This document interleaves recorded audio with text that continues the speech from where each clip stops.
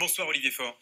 Bonsoir David Doucan. Vous avez vu ces sondages qui ont été publiés aujourd'hui, hier 70% des Français considèrent comme Jean-Michel Blanquer que le port du voile n'est pas souhaitable dans notre société. Comment expliquez-vous ces prises de position de la part de nos concitoyens, en tout cas ceux qui sont interrogés par les sondeurs?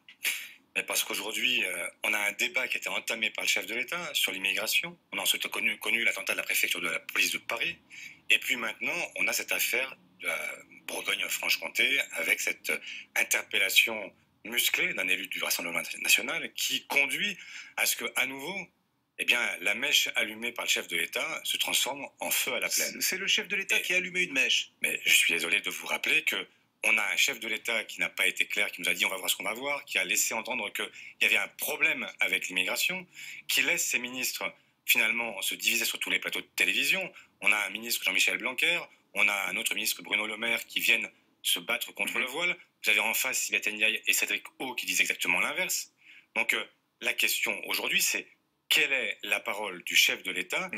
Comment va-t-il mettre fin à ce mauvais feuilleton? Parce que c'est un mauvais feuilleton. Alors il est précisément en train de s'exprimer. Ce n'est pas ça, David Doucan. Emmanuel Macron est précisément en train de s'exprimer. Et que dit-il alors? Et il dit que le combat, c'est celui qu'il faut mener, selon lui, contre le communautarisme, contre la volonté de faire sécession.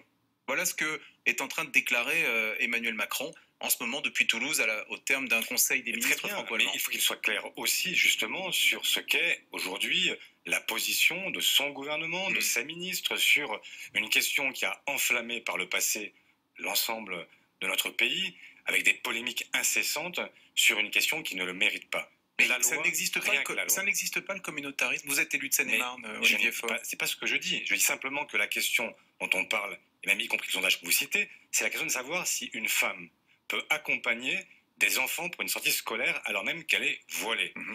La loi ne l'interdit pas. Exactement. Pourquoi? Parce que la loi, elle rappelle ce qu'est la laïcité. Et la laïcité ne s'occupe pas de la tenue vestimentaire s'il n'y a pas de prosélytisme. Si une femme vient et qu'elle cherche à influencer les contenus de ce qui est enseigné, là, elle est dans une entrave, elle contredit le principe de laïcité. Mais la loi, rien que la loi, c'est ce qu'a dit le Premier ministre à l'Assemblée nationale hier. Est-ce que ça répond vraiment au débat qui divise en ce moment la société française? Vous les voyez, ces enquêtes d'opinion. Manuel Valls, quand il était Premier ministre, vous vous en souvenez sans doute, il avait tenu un discours dans lequel il avait dit « Marianne a le sein nu parce qu'elle est libre ». Est-ce que c'est pas Manuel Valls qui avait raison au final? Mais personne ne dit que Marianne n'est pas libre. Ce n'est pas moi ce que je cherche à vous dire ce soir, c'est qu'il y a des gens qui partagent la République, qu'ils ont la République en commun, et puis ils ont des convictions religieuses qui peuvent effectivement les opposer. Y compris, vous avez le droit, vous, David Doucan, d'être contre le foulard et considérer que c'est une régression. Je n'exprime pas mes opinions. Bien sûr, mais vous pouvez le penser, vous avez le droit, y compris de l'exprimer dans ce pays. Mais la question qui est posée par le sondage que vous évoquez, par le débat qui est né en fait par le Rassemblement national, c'est est-ce qu'une femme qui accompagne des enfants, qui donc est une assistante non pas d'éducation, mais qui est accompagnatrice, eh bien, est-ce qu'elle peut ou pas porter un foulard? Et moi, ce que je vous dis là, c'est tout simplement que la loi a tranché et que nous n'avons pas besoin de réactiver des polémiques en permanence sur un sujet qui ne le mérite pas. Est-ce que sont risquées ces polémiques? Est-ce qu'il y a un risque? Oui, il y a un risque. Pour la cohésion de la société. Et qui est précisément celui que vous évoquiez à l'instant, celui du communautarisme. Pourquoi? Un effet inverse, en quelque sorte. Bien sûr. Quel est en fait le réflexe? Vous êtes agressé parce que vous avez simplement cherché à respecter de manière stricte votre religion. Et vous avez l'impression qu'on vous interdit de pratiquer votre religion. Et que la République ne vous permet pas, justement, de défendre une pratique. Qu'est-ce qui se passe? Vous vous repliez sur une communauté qui, justement, vous défend, vous protège. Et c'est ce qui s'est passé pour cette femme qui était venue à la demande de l'institutrice et qui, finalement, se retrouve amalgamée au CCIF. Mais et donc, elle se retrouve dans une situation où elle va être finalement l'otage d'un débat qu'elle n'a pas souhaité et dans lequel vous aurez des musulmans qui considéreront que, justement, puisqu'on ne leur permet pas de pratiquer leur religion, eh bien, n'ont plus que d'autre choix que de se replier sur la communauté intrinsèque. La République qui permet, pour éviter justement des replis communautaires. Mais Olivier Faure, je m'adresse à l'élu de terrain, à l'élu dans votre circonscription, en Seine-et-Marne, vous avez des quartiers populaires, vous avez bien constaté, comme nous tous, il y a 15 ans, il y a 20 ans, il n'y avait pas du tout autant de femmes voilées. Et générationnellement, on note une évolution avec des jeunes femmes qui, bien plus nombreuses qu'à une époque, disons il y a oui 15-20 ans, se voilent, se cachent derrière ces voiles islamiques, alors que leur mère, au contraire, voulait se libérer en venant en France et ne plus porter le voile. C'est pas tout à fait ce qui s'est passé, mais Latifa, Latifa Ibn Ziaten. Exactement. Dont le fils a été assassiné par Mohamed Merah. Exactement. Que fait-elle sinon venir expliquer dans toutes les écoles de France ce qu'est la République et pourquoi elle appartient à ce pays? Elle est voilée.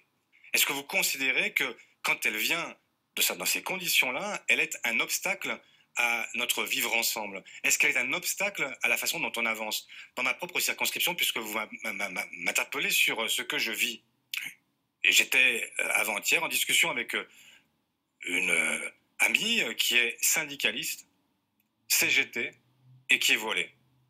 J'ai dans une commune voisine de la mienne une femme qui est voilée elle aussi et qui est celle qui anime le café philosophique. Ça veut dire quoi? Ça veut dire que vous avez des gens qui sont parfaitement intégrés dans la vie nationale, qui se considèrent pleinement français, mais qui considèrent que leur identité ou leur religion les appelle à. Vous avez le droit de ne pas le partager. Moi, je leur dis exactement ce que vous venez de me dire. Je ne comprends pas toujours pourquoi elles portent le foulard. Le foulard, pour vous, n'empêche pas de participer à la vie de la cité. Mais bien sûr que non. Au sens antique du terme. Bien sûr. Parce que, on le voit bien, aujourd'hui, il y a certainement une revendication qui est plus identitaire chez une partie de ces femmes. Peut-être un retour à une forme d'interprétation plus stricte de ce que peut être le Coran, puisqu'il y a un débat entre les musulmans eux-mêmes sur le fait de savoir s'il faut en faire une obligation ou pas. Mais ce que je vois, c'est qu'on ne peut pas mettre dans un espèce de grand amalgame toutes les femmes qui porteraient le foulard en faisant des radicalisés. Ça n'a aucun sens. Et si je vous dis que le chef de l'État et le gouvernement sont aujourd'hui en partie responsables, c'est aussi parce que vous avez un ministre de l'Intérieur qui n'a pas pu s'empêcher d'expliquer que les signes de radicalisation étaient aussi insignifiants que, en fait, d'avoir une pratique exacerbée de la religion pendant le ramadan. Mais c'est forcément une pratique exacerbée. Vous faites référence à quel propos exactement? Mais ce qu'a dit à l'Assemblée nationale, Christophe Castaner est venu expliquer ce qu'étaient selon lui les signes de radicalisation. Et quand il évoque ces signes, le fait de faire sa prière 5 fois par jour est un signe de radicalisation. Le fait d'avoir une pratique exacerbée de la religion, je le cite, pendant le ramadan, je le cite toujours, est un signe de radicalisation. On est chez les fous. Vous ne partagez pas du tout cette vision-là. Je vais vous dire, Olivier Faure, premier secrétaire Parti socialiste, il nous reste peu de temps, je laisse tomber les questions de politique politicienne, parce qu'au fond, nous sommes sur des sujets de fond qui sont bien plus importants. Vous avez vu ces images des pompiers, des policiers qui s'affrontent en plein Paris? C'était hier. Est-ce que ça dit quelque chose de l'état de tension de notre société? Mais bien sûr, j'étais avec eux. J'ai commencé cette manifestation avec les pompiers, avec qui j'ai discuté, et avec Hugo Huon, qui est le président du collectif Inter-Urgence, avec lequel je suis en discussion depuis des semaines, parce que la situation à l'hôpital et la situation dans la caserne de pompiers est intenable. À force de laisser penser que le service public fonctionne tout seul et finalement faire appel à la conscience professionnelle de toutes ces professions, ben, qu'est-ce qu'elles nous disent toutes? Elles sont à bout. C'est le burn-out général, avec aujourd'hui des gens qui ne comprennent pas pourquoi ils ne sont pas revalorisés dans leur rôle.